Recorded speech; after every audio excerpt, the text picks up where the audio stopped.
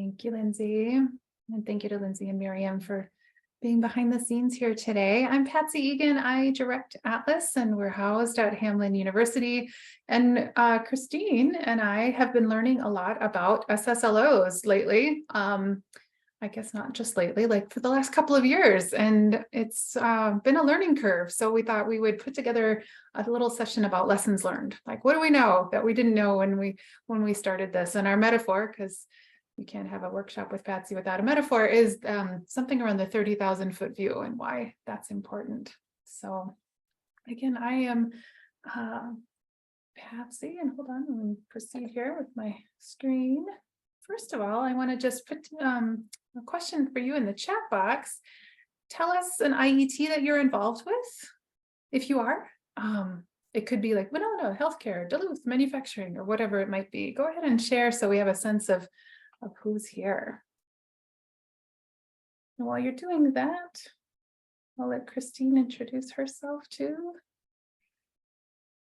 Yep, very quickly, I'm Kristine Kelly. I'm the Atlas Literacy Coordinator, but I started doing this work a couple of years ago to help support basically whatever needed to be supported to help grow IETs in Minnesota. So thank you so much for joining us at this last session. It's been a great conference. I hope you have gone to some good sessions, and Patsy's going to be talking about some really important pieces, and then I'm going to jump in and talk a little bit about kind of what the SSLOs are and some of the things we've learned. Yeah, thank you.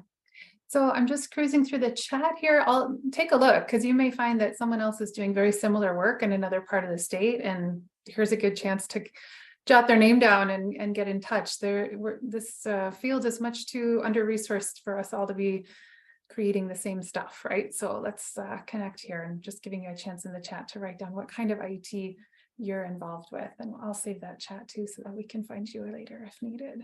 Lots of there's a great range. I'm just cruising through. There's a lot of good stuff, so thank you. Keep doing that if you haven't had a chance yet. And so the objectives for this session, we want to focus on the following. First of all, just briefly, we know many of you are already highly involved with IETs and have gone to other workshops or maybe even completed that IET Academy in the fall, but what and why are SSLOs? It's a funny acronym. What's it stand for? We'll just kind of go through some of the basics first very briefly. We don't have a ton of time here, but we want to lay the groundwork. And then how do we do this? Like, how do you identify the key processes of strong course design? And this session kind of came about. I was teaching a graduate level course at Hamline this last winter on course design.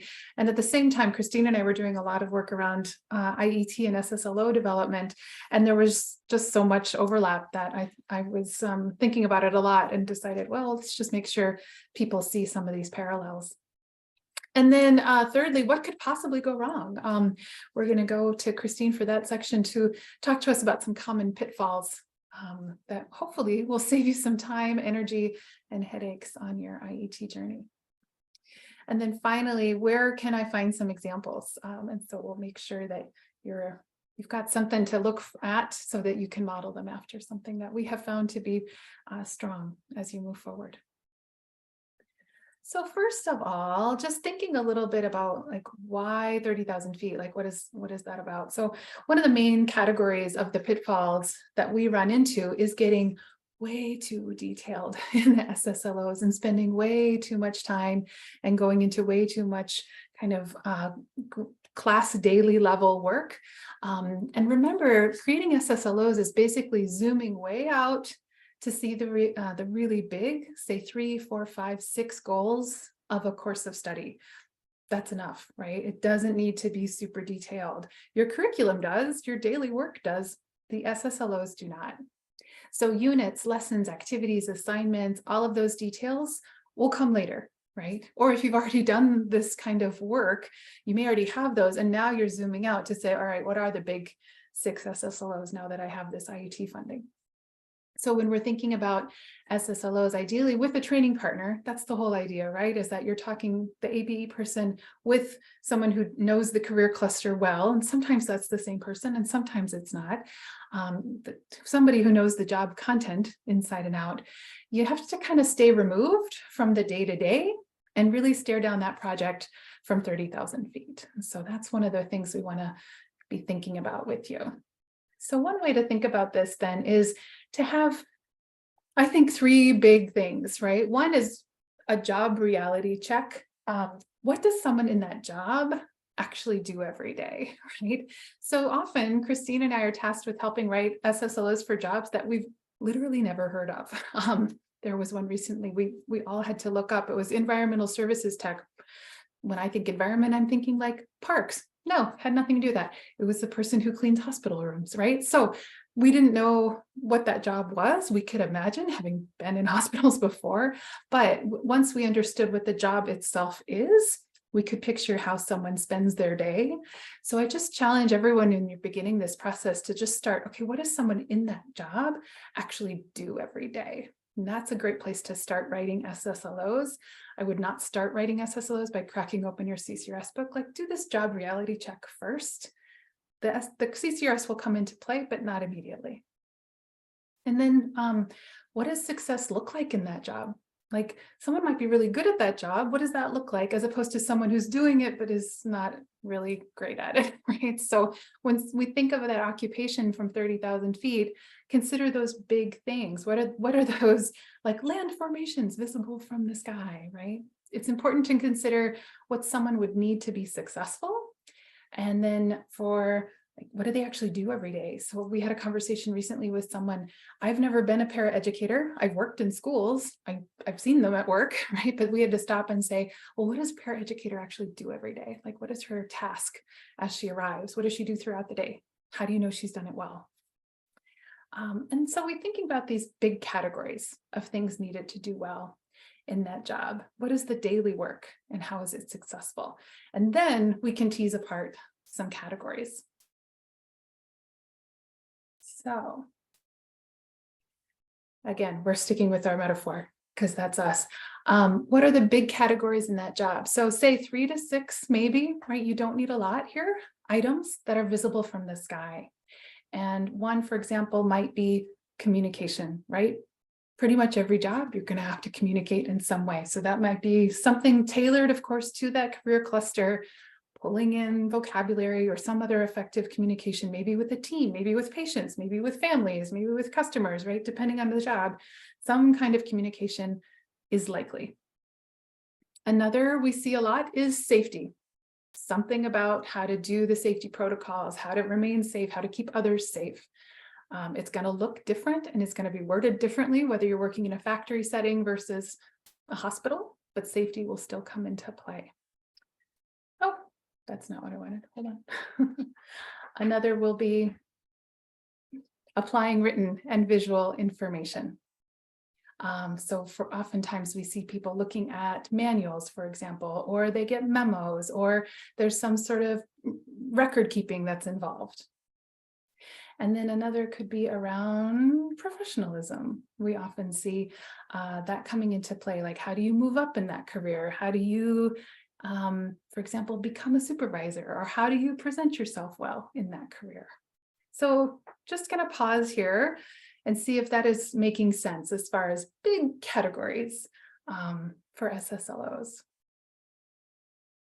Let me just see a couple of comments in the chat. Is that making sense as far as big categories that you can see from the sky when you look down on that job?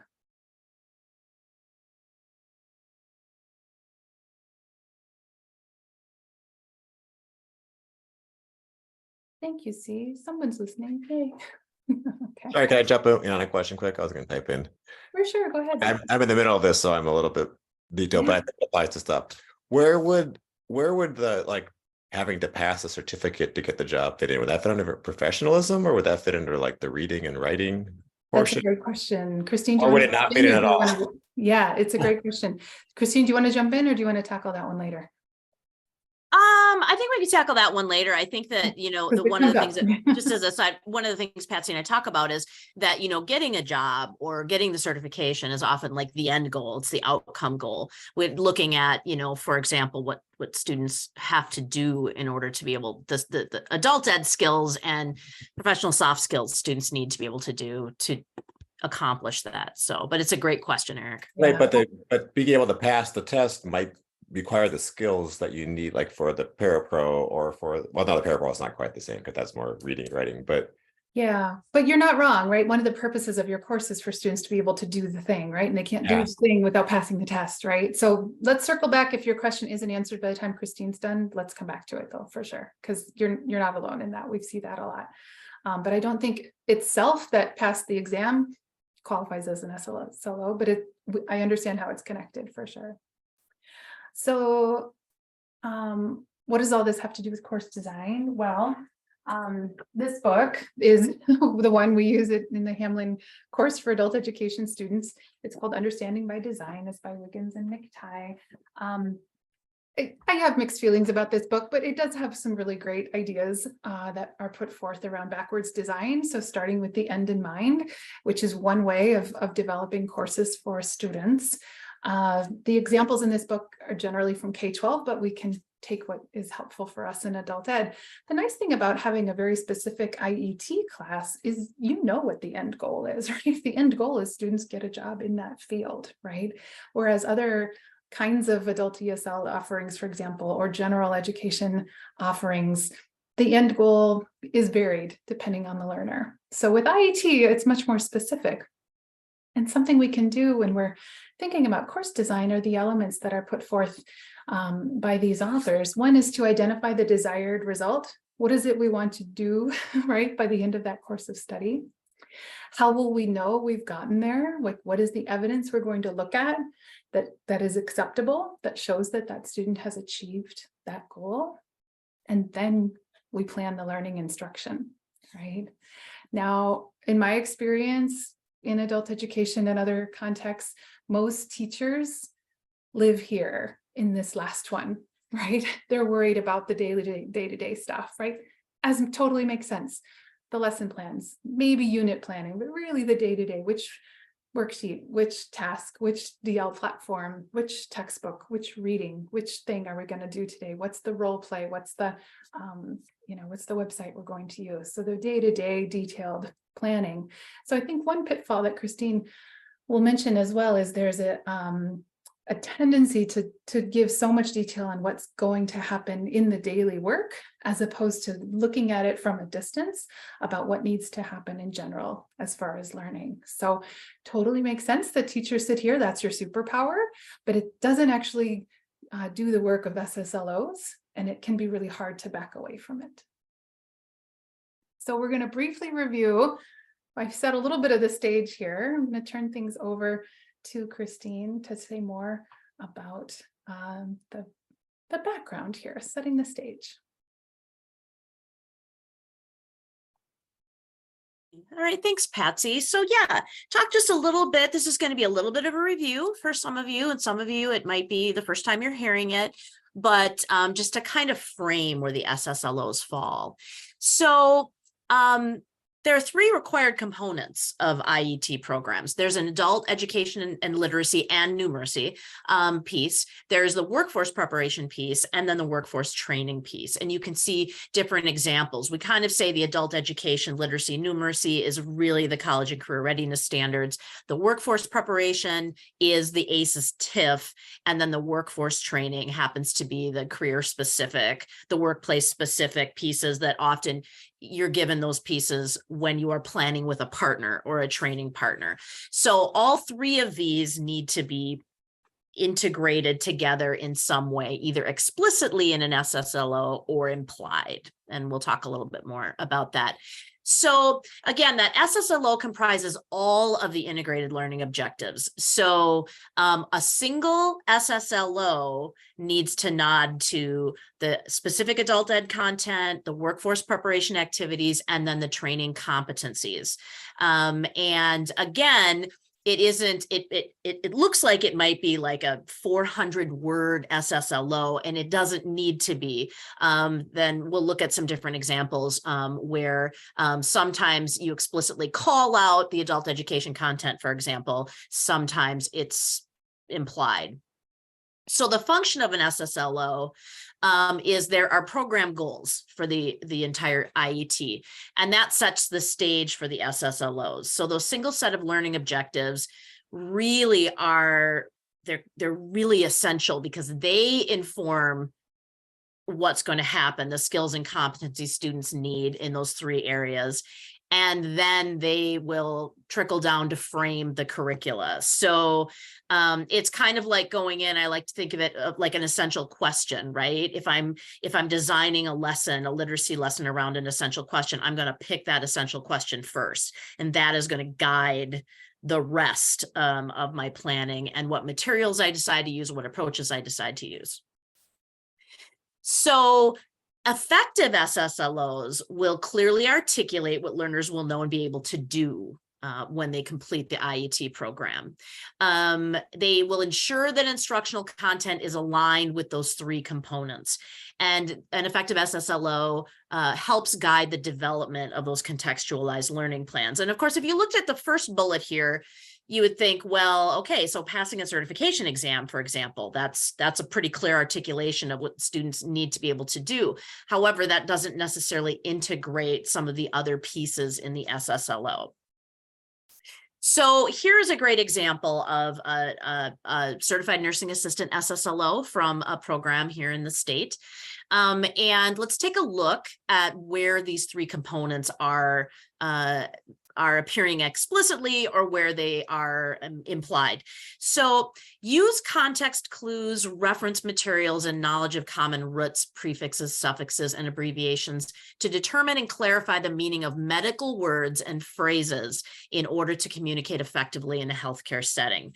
So if we take a look here, we've got, I underlined most of it. And what we've got here, first and foremost, embedded in here are some workforce preparation skills, those ACEs, TIF skills. There are learning strategies here as far as using reference materials, using other word attack strategies to figure out what words mean, clarify their meaning. Also effective communication, because the point of this is to be able to communicate effectively with different audiences within this healthcare position. They also, those same areas also pull in particular language anchor 4 in the college and career readiness standards, which really focuses in on determining the meanings of words, using tools to do so, being able to have some independent strategies, knowing how to use reference materials. And so that really ties in here as well. So you're kind of knocking out both with the workforce preparation and the adult education piece. Now, the piece that is a pitfall that we run into is when we see something without these 2 pieces here, which really contextualizes these skills. So medical words and phrases specifically, in a healthcare setting specifically. So we want to make sure that we connect directly to what that pathway is or to what that contextualized content is. And so altogether, you've got those 3 pieces. You've got the adult education piece, you've got the workforce preparation from the ACEs TIF, and then you have very clearly defined how those are going to work and in what particular career. So some common pitfalls, and Patsy and I, as she said, you know, we've had to learn a lot ourselves. We've had a lot of conversations. We've had growing pains working with these. It's become easier for us, but we've worked with a lot of different IETs. So yes, I don't want to trigger anybody by that picture, the pitfall. Yes, Patsy's like, and I'm like, Kristine. if you know me, my one fear in this entire world is flying, right? So I'm like, I think we can do this because it's not sending me off, but that is like my greatest fear. So too broad. Too broad is something that we see frequently. And so here's an example: supporting reading instruction.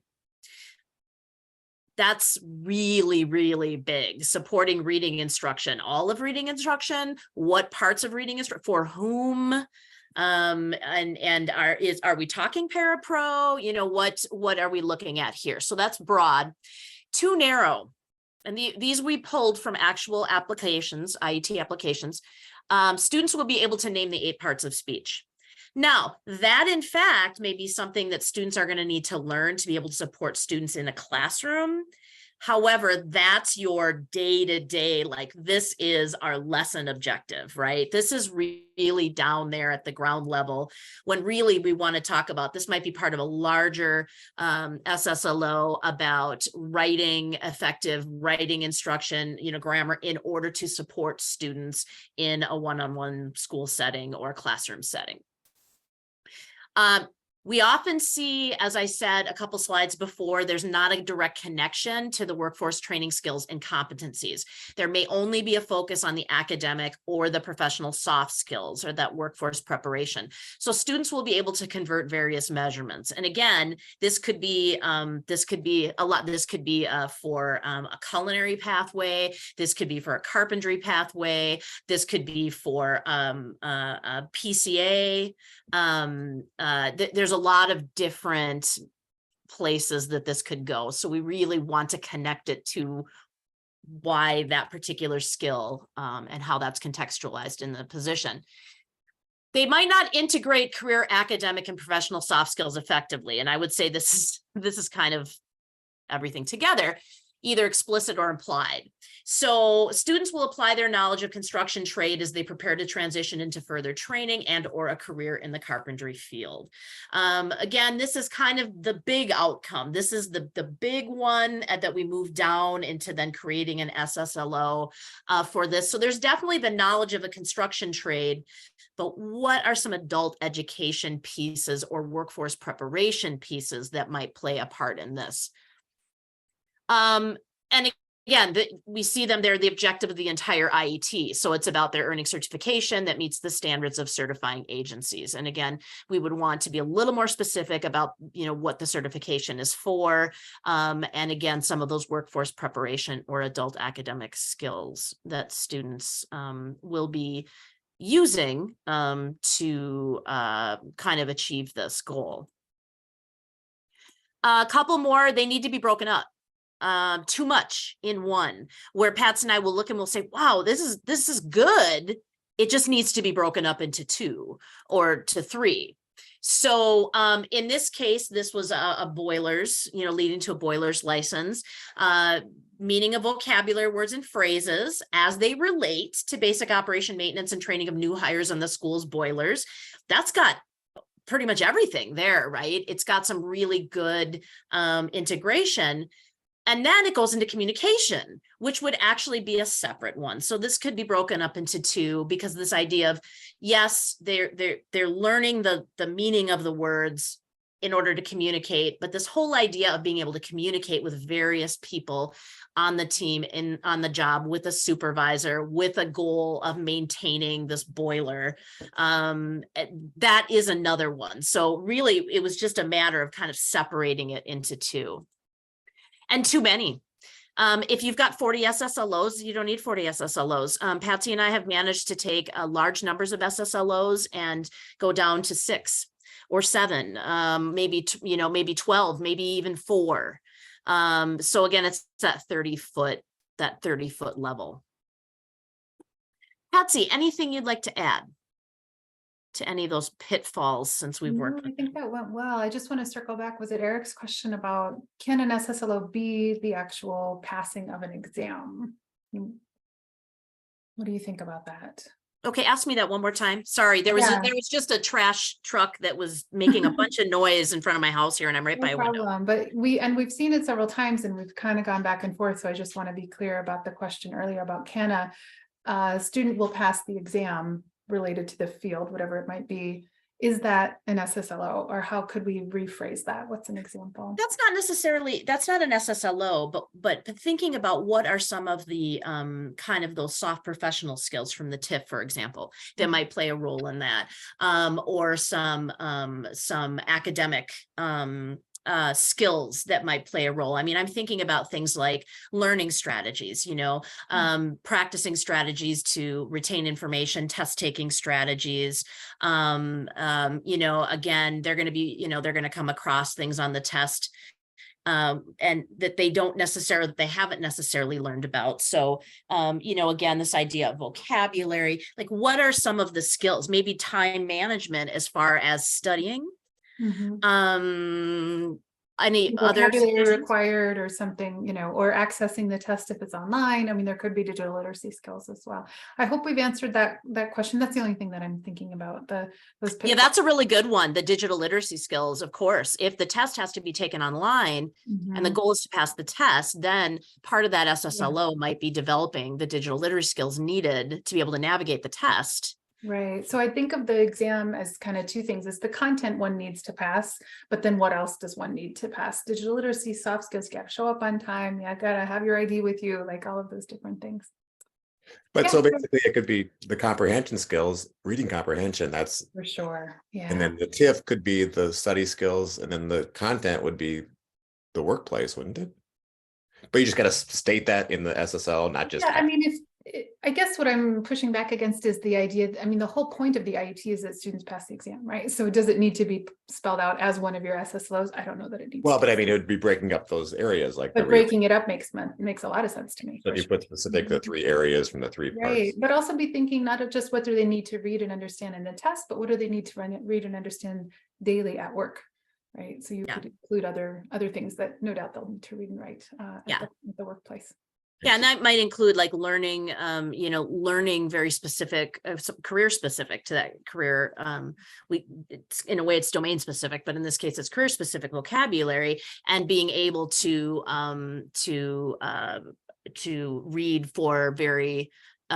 read for key details and things like that. Depending on, I'm not really sure what the tests look like, but yeah, you're on the right track now, Eric. And you just want to think about what are those pieces that are actually going to help support that student into getting that certification or passing that test. All right, let's look at some. Yeah, so a couple questions here. What is a possible pitfall that you see, and how might we revise that statement to create a more effective SSLO? So the first one here is the student will be able to navigate and demonstrate knowledge of basic computer skills. So what's a possible pitfall here when we're thinking about what we just talked about this idea of integration? You can, I mean, there aren't too many of us here. You can unmute, or you can certainly put something in the chat box. You have navigate and demonstrate. Too much, too much. Navigate and demonstrate. Yeah, so those are two really big action verbs, right? Navigate and demonstrate. So maybe this is maybe a little big. Yeah, Brian said, what are basic skills? Like I mean, it could be all the things, right? If it's one job or another, we don't know. It doesn't have specifics about the computer skills needed at that specific job too. Right, and it might be the student will be, able to demonstrate knowledge of basic computer skills in order to support or in order to complete record-keeping tasks in a healthcare setting. Yeah, it could be something a matter like of adding a phrase to make it place related. Yeah. In fact, most of what Patsy and I have seen has been more like, oh, you did a lot of work, and we can actually pare back, right? We can actually, pare back, or really you just have to add a little bit or just tweak it a little bit because you're missing one of those components. So that's mostly what we see, is that everybody's on the right track. Yeah. We just need to kind of massage them a little bit. Here's another one. The student, we've talked about this now, the student will pass the PCA CFSS certification exam.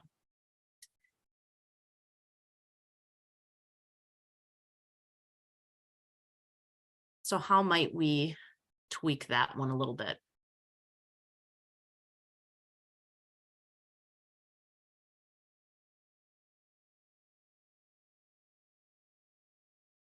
Or what are some questions? I like that, Lindsay, you posed a question like, what is the context? The context is here, right? PCA, CFSS, certification exam. Some academic skills, as we were talking about, some learning strategies, test, taking, depending on how much, I think about some exams that are heavy on like blueprint reading or graphics, that is definitely in the standards, the ability to read and synthesize, identify, visual information. That might be a piece of it as well. So yeah, identify the CCRS and TIF skills necessary. And remember that sometimes as you get to know your TIF skills and your CCRS skills, there's definitely some crossover in some areas. So note that as well. The last one, the student will determine and explain a sequence of steps to take in order to solve a specific problem according to the expected protocol. There's a lot there. That's a lot. Doesn't mean it's too long, right? I still have no idea what this job is.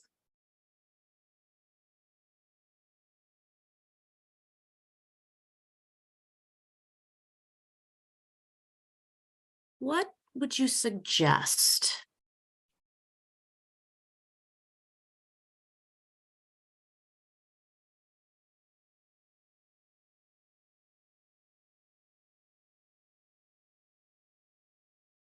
Some workplace specific language. Yeah, the setting to the expected protocol. That's the part where, okay, determine and explain a sequence of steps to take in order to solve a specific problem. Well, we've got, the following a sequence of steps, or be able to explain and communicate maybe to an audience, solving a specific problem. So the steps of problem solving. There's some great academic skill here that's implied, and also some of the ACEs TIF skills, particularly communication, problem solving. But that's the question, which problem? Yeah, Carolyn says add the situation, such as HIPAA, privacy law. So what is the expected protocol, or what is at least the expected protocol? What job or context or setting is that going to be? So to take in order to solve a specific problem according to the expected protocol of the HIPAA privacy law. Okay, so that's it. Just that little bit extra makes it really, really clear where the academic, the adult education is, the academic skills, the workforce preparation skills, the problem solving, the communication, and then the actual the workplace, the training, or the job component, being really clear about that. So hopefully this was helpful in giving a little bit. Every time Patsy and I do something, we were talking about this on SSLOs, we just know a little bit more compared to where we were in the beginning, which is really, we were just two deer in major headlights. But we've learned, and all of the IETs that we've looked at and the teams that we met with have largely been part of helping us to better understand and better be able to coach.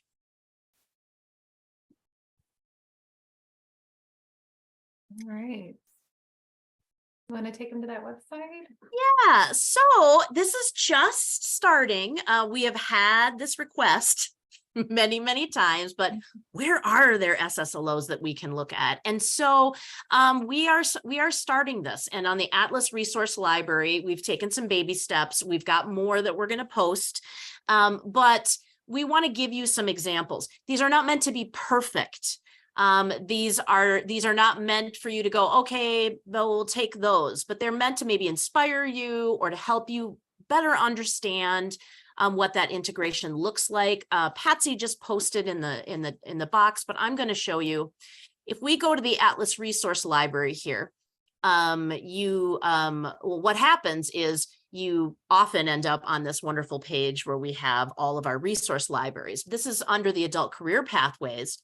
If you go to the right side, make this just a little bit bigger. If you go here to the right side, you'll see there's ACP course curricula, development tools, and then integrated education and training. If you click, you're going to get a pull down menu that's general IET and then single set of learning objectives. So if you go ahead and you click on that, you're going to see a variety of resources that we have developed and posted here, including a template that we created that many programs use to kind of think out those very specific adult education skills, the workforce preparation and the workforce training skills. And then there's some webinars we've done.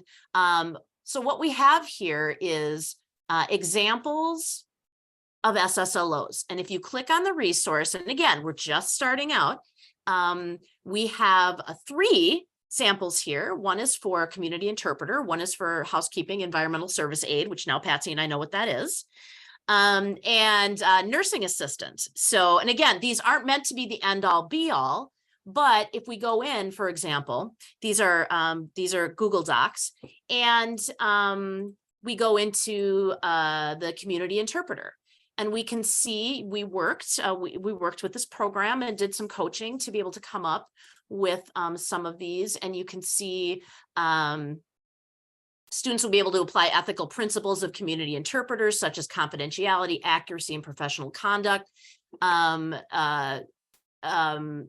There's a lot of work preparation skills in this, as far as being self-reflective, as far as, communication and that type of thing. Yes, and thank you so much for those people who did share. We had others who shared, we just couldn't get them up yet. The environmental service aide. These we'll keep adding just to chime in. 'Cause Yeah. as we get ones, we're like, oh, those are strong, let's put those up. It's not to say that they're perfect, right? They're just like doable, but and they don't need to be perfect, right? But you can see how many does housekeeping have total? 9, right? And that's probably on the high end. Yeah, and some of these, and again, Patsy and I have learned more and more and more. So as we go back and look, I even see, oh, I might tweak. This one actually had the calling out the CCRS and the ACEs TIF skills.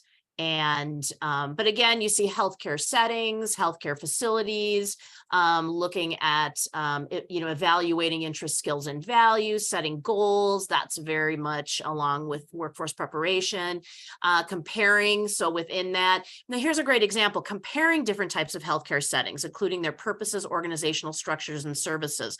There's a lot implied there. It doesn't say using reading skills to compare different types, but clearly the academic or the adult education, the skills students would need to be able to read information, to be able to actually compare and contrast. This gets into workforce preparation as well. ACEs TIF talks about being able to compare and contrast information, sequencing, all of that. So we really invite you to check those out, and we will be adding more.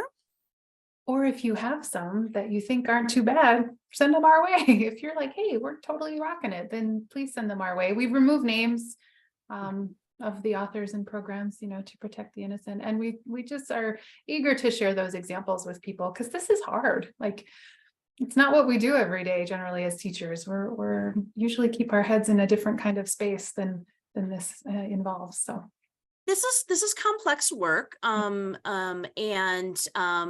We've gone through some bumps, and, we look back now, and things have tightened up a little bit. I think that's fair to say, Patsy, right? With our state MDE team, and with the rest of the team around ACP and IETs, things have tightened up as far as the application process goes. And as far as these SSLOs, there's a lot more focus when looking to approve an application. Yeah, I agree with that. Well, we just have a couple minutes left. If you want to put that final slide up to get our emails and such, and then we'll just open it up. What's on your mind? What is it? You've got us for a few minutes. Is there something you want to run past us? Something you're still wondering about? Are you contemplating perhaps starting an SS or an IET, and you want to see if anyone else is already on it?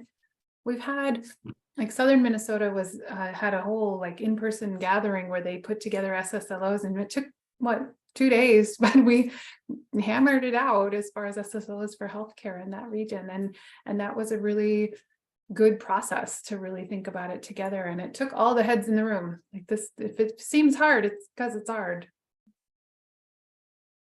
Yeah. And sometimes, and we meet, we meet with different groups, and we have some invitations out right now to meet. And a lot of times programs, they figure it out when they're talking to us. We ask questions, and then usually it's like, oh yeah, Well, yeah, this is Kind of what like it would talking to a be. student about their upcoming paper. You just get them talking and write what they say, and it's like, well, you've kind of got an outline here, you know. So, but we're happy to be that sounding board. In the activities section, what might be an example for community interpreter? In the activities, oh, in the workplace activities. Do you want to pull that one up? Sure can. And then I don't know if our community interpreter person, I'm thinking, it doesn't look like she's in the room, but if you've done community interpreting and want to chime in, please do. So this is the end game, right? This is the SSLO. What might go in to, is that your question, Brian? Like what would be workplace activities? Yeah, there's a section that asks for activities Mhm. as you're filling out the IET.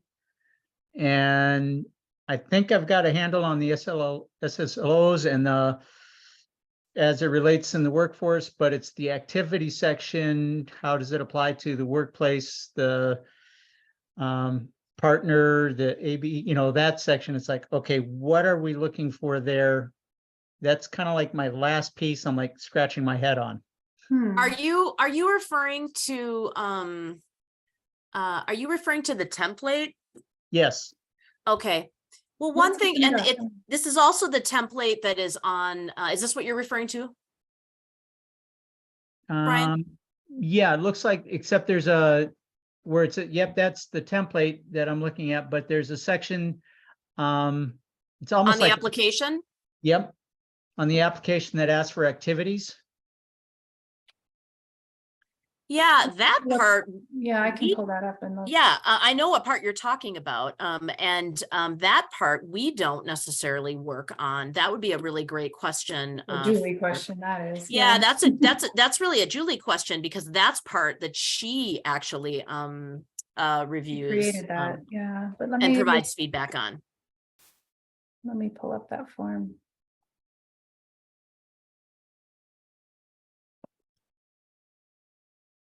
So just a quick question with this in mind, since pretty much in order to get the community interpreter certificate for the 40-hour course, it's the same book everybody has to use in order to get that certificate.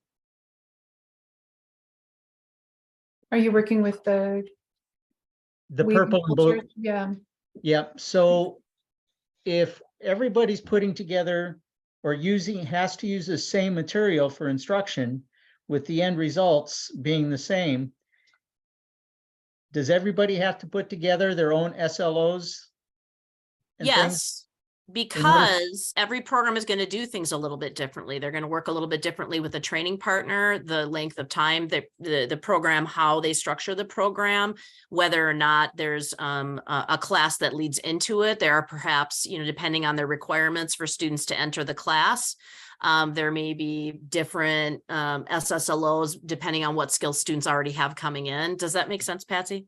Yeah, I'm just putting in the Sure. chat. Andrea Hasslinger, she actually presented earlier today as well on credentialing for community interpreters. She would be a great person to reach out to. And I'll message you her email as well. And you guys could compare notes and see what. And a key piece that that the state staff has talked about is that we should be working with our training providers, right?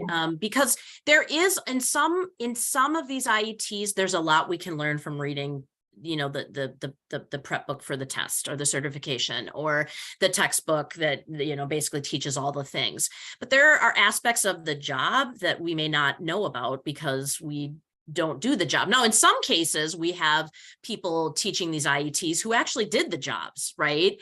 And that's a little bit different, but there are aspects to a job position that unless you actually do it or have done it or are around it, every day, that's a value of the training partner. As hard as it can be to get a training partner to the table, and we know that's a real challenge.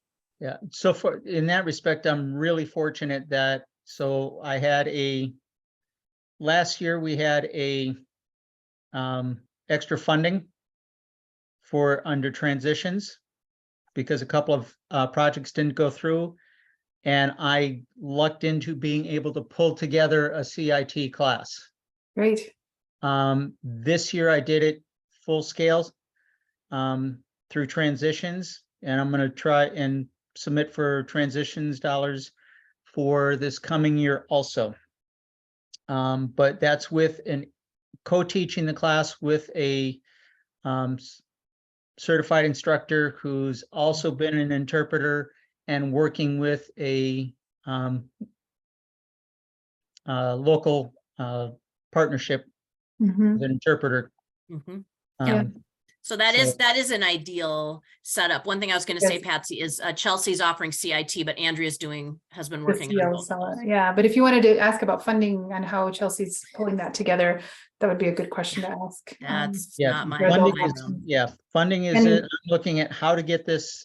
I've got the course working Yeah, now. Now you got to pay for it. If I can get transitions one more time, I'll be able to pay for it. But now the question is, how do I get it, work it into as an IET? Well, Yeah. and then when you find that out, then that's something you're going to want to share Yep, so that's With a my lot of- process. yeah, and a lot of people. our area of expertise is more on the instruction end, but I would definitely Mhm. reach out to Andrea and Chelsea and of course Julie on the funding and structure pieces, because they will Okay. better. Yeah, we want to make sure that we let people go who need to go. Our time is up. Thank you so much for joining us for this. Hopefully you got some good nuggets. And you can always email Patsy and me. You can always send along if you're just to say, are we even on the right track? We're happy to take a look and offer feedback. Great, thanks everybody. We'll see you at Thank the you. affinity group, or we'll see you at another Atlas event soon. Brian, I have a question for you regarding the community interpreter training. Since the training is basically role-playing possible scenarios that you are gonna encounter as a community interpreter training, wouldn't that count as exactly the activities that you would put in there?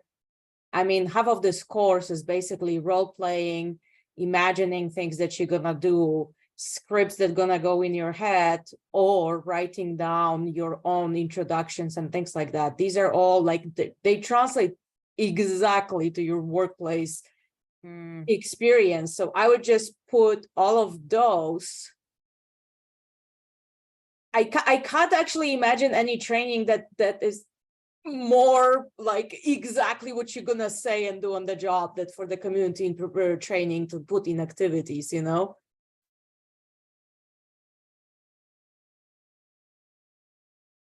But you are muted if you're saying anything. Yeah, it's the categories that are in the template where it's like, okay, where should I align these to? That is because I've looked at exactly what you're saying. I mean, it really does fall into place in some respect, but it's like, okay, which category are they looking for something in all the categories? Or is it just as they align on the template? Because there's one of them that will go straight down the line, really under the course instruction. There's maybe one that might a couple that would fall into place under the ABE category. So, or do we need something in each of the sections of the template? That's kind of my question. I think these two are separate. So I read it as the SSLOs. You pull from 3 different parts of the like ACEs, TIFs, CCRS, and then activities are separate from that. That's how I read it.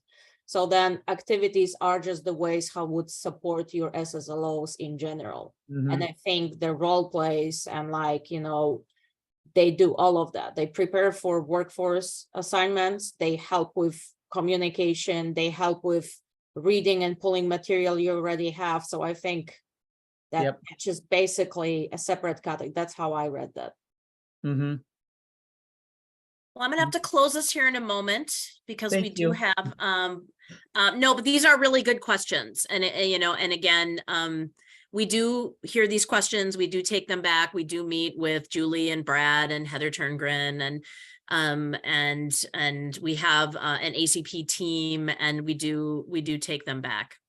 I was going to say, Paulina, if you'd like to send me a Zoom meeting, we can chat further about That's a this great sometime. idea.